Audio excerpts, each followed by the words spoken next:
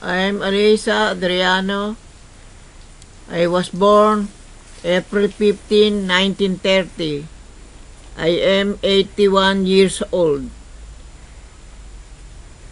I am a Filipino from Manila, Philippines. Very simple na there is no barkada. After going to school, just stay home. That's it. When my mother died, that's my memorable in my life, you know. And then after that, the war broke. Which war? The war, World War II. My dream is to finish my study.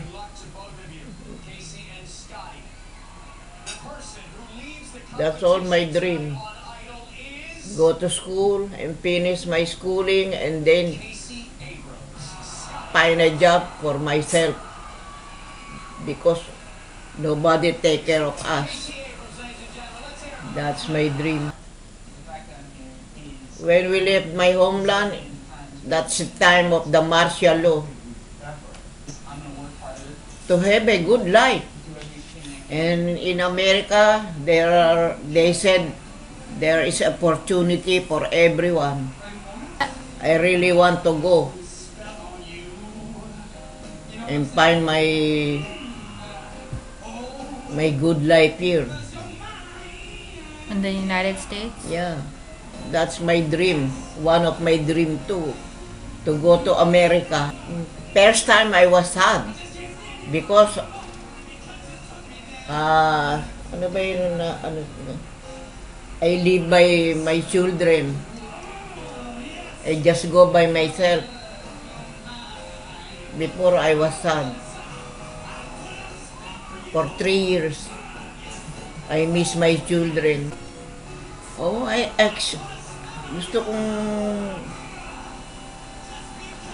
I really expect to have a good life and find a job. Di ba yun ang expectation mo? My dad and my family, my children,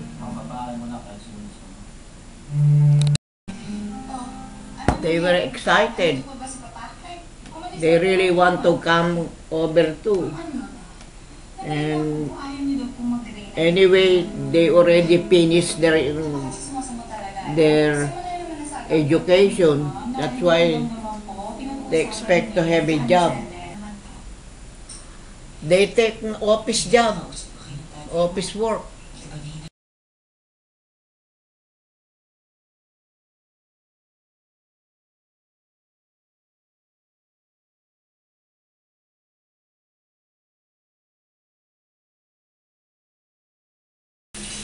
Our life is better now, better. Parang Gracia was too good.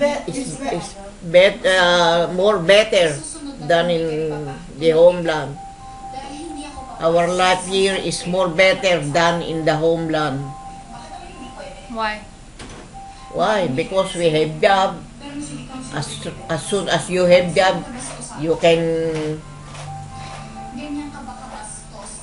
have whatever you want. Di ba ganun? As soon as you have job, you can have what you want. Like you can have a car, you can have like that. While in the homeland, it's very hard to buy even a small TV. Going back? No, I have no plan. I just wanna stay. Why? Why? Because I have a good life here. It's very hard there. I have to do double job to be successful. No, I have no obstacle. Do you have any regrets? No, I have no regrets. My advice is to work hard.